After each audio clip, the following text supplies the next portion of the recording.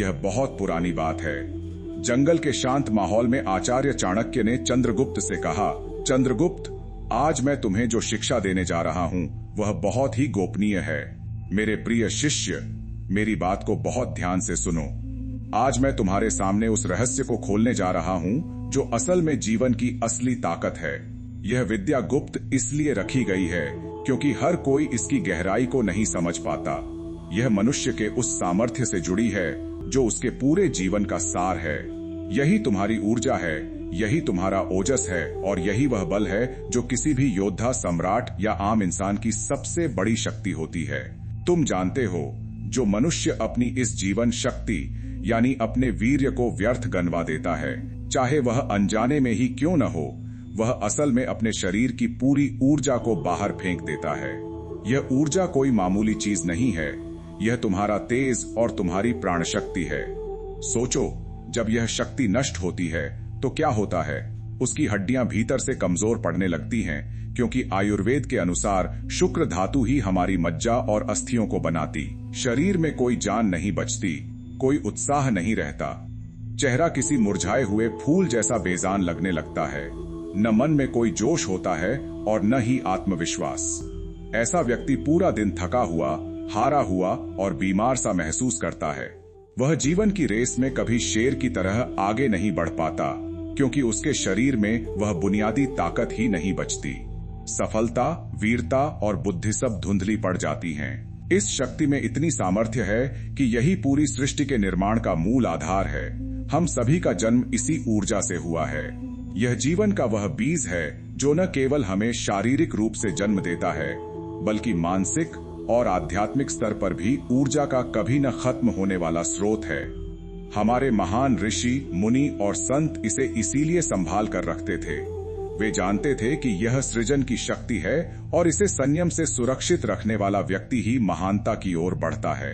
आज मैं इसी पर विस्तार से चर्चा करूंगा और तुम्हें आयुर्वेद के ग्रंथों के आधार पर समझाऊंगा कि इस शक्ति को बचाना क्यों जरूरी है और इसे बर्बाद करने से क्या क्या नुकसान होते हैं। नमस्ते दोस्तों, आपका स्वागत है।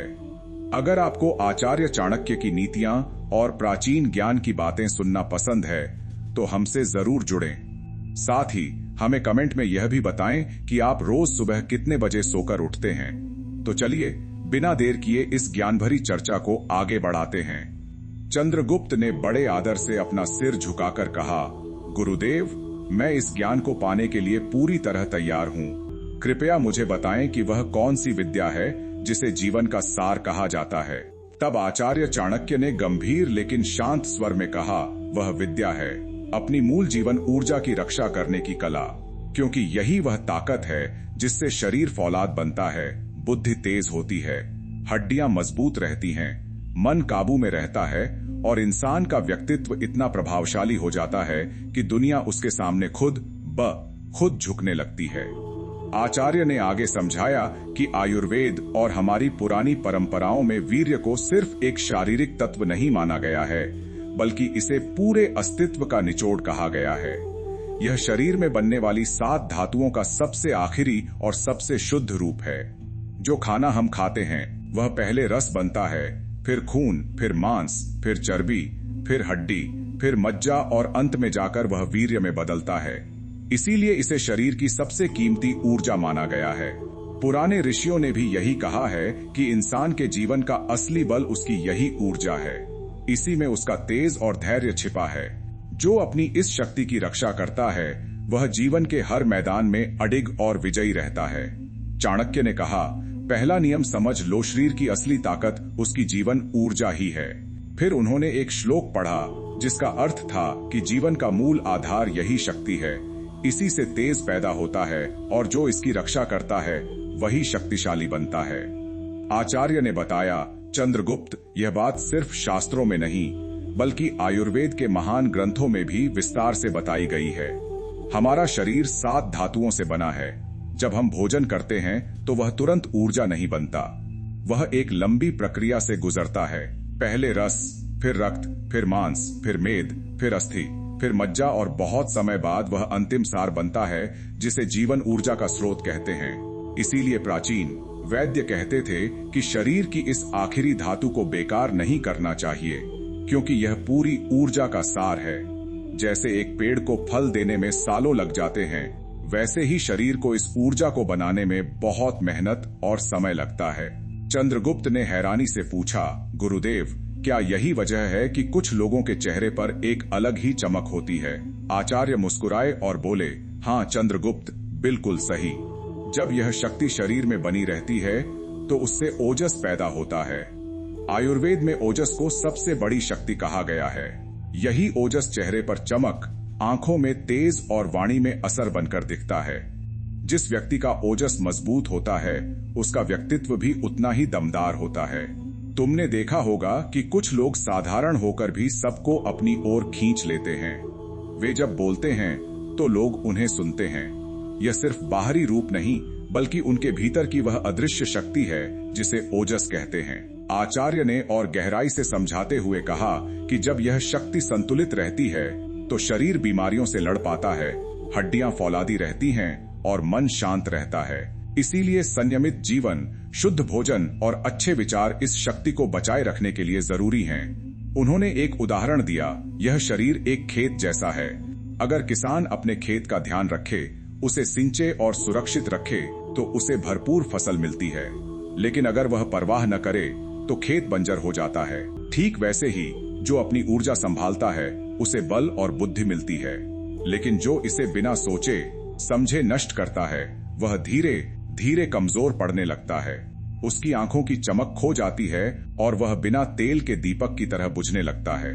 चंद्रगुप्त ने गंभीरता से कहा, गुरुदेव, अब मैं समझ गया कि असली ताकत बाहुबल में नहीं, बल्कि आत्म अनुशासन में छिपी है।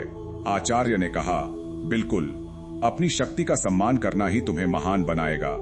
दूसरा नियम याद रखो, इंद्रियों पर काबू पाना ही असली बल है। जो अपनी इच्छाओं को वश में कर लेता है, उसका तेज बढ़ता है।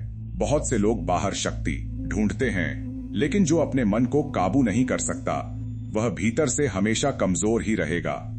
जैसे किसी विशाल किले के अगर दरवाजे खुले हों तो दुश्मन कभी भी हमला कर सकता है, वैसे ही अगर मन पर काबू न हो तो हमारी ऊर्जा धीरे धीरे खत्म होने लगती है। इतिहास के हर महान व्यक्ति ने सबसे पहले अपने मन को जीतना सीखा था। जैसे स्थिर मन वाला योद्धा ही युद्ध जीतता है, वैसे ही संयमी व्यक्ति ही जीवन में सफल होता है। इसके बाद आचार्य ने दो युवकों की कहानी सुनाई, जिनमें से एक अनुशासन की वजह से महान बना और दूसरा इच्छाओं में बहकर साधारण रह गया। उन्होंने मन को एक घोड़े जैसा बताया, अगर लगाम हाथ में हो तो वह मंजिल तक पहुंचाता है, वरना खुद भी भटकता है और सवार को भी भटका देता है। तीसरा नियम आचार्य ने बताया, संयम से ही बुद्धि और तेज बढ़ता है। संयम वह रास्ता है जिससे बड़े से बड़ा लक्ष्य पाया जा सकता है। जिस तरह भरपूर तेल वाला दीपक अंधेरे को मिटाता है, वैसे ही सुरक्षित ऊर्जा वाला व्यक्ति अपने आसपास प्रभाव छोड़ता है। चौथा नियम यह है कि असंयम शरीर के साथ साथ मन को भी अस्थिर कर देता है। इससे याददाश्त कमजोर होती है और हौसला कम होने लगता है। जैसे जंग लगी तलवार युद्ध में काम नहीं आती, वैसे ही अनुशासन के बिना इंसान अंदर से टूट जाता है। एक किसान अगर अपने घड़े में छेद कर दे तो पानी बह जाएगा और फसल सूख जाएगी। वैसे ही असंयमी व्यक्ति की ऊर्जा बेकार चली जाती है। आखिर में आचार्य ने पांचवां और सबसे बड़ा नियम बताया, अपनी ऊर्जा को सिर्फ बचाना ही काफी नहीं है, उसे सही दिशा में लगाना भी सीखना होगा। जब ऊर्जा किसी महान उद्देश्य के लिए इस्तेमाल होती है, तभी इंसान महान बनता है। चंद्रगुप्त, सूर्य की किरणें जब फैली रहती हैं तो सिर्फ उजाला देती हैं, लेकिन जब उन्हें एक लेंस के जरिए एक बिंदु पर इकट्ठा किया जाता है तो वे आग पैदा कर सकती हैं। वैसे ही अपनी शक्ति को फालतू बातों में नष्ट मत करो। इसे ज्ञान पाने, शरीर को मजबूत बनाने और अपने कर्तव्यों को पूरा करने में लगाओ। जब तुम्हारी पूरी ऊर्जा एक लक्ष्य पर टिक जाएगी तो तुम वो कर दिखाओगे जो दुनिया को असंभव लगता है। चंद्रगुप्त ने श्रद्धा के साथ गुरु की बात स्वीकार की। तो दोस्तों, यही था आचार्य चाणक्य की शिक्षा का वो सार की असली ताकत। बाहर नहीं, बल्कि आपके भीतर की ऊर्जा, आपके संयम और आपके बड़े लक्ष्यों में छिपी है।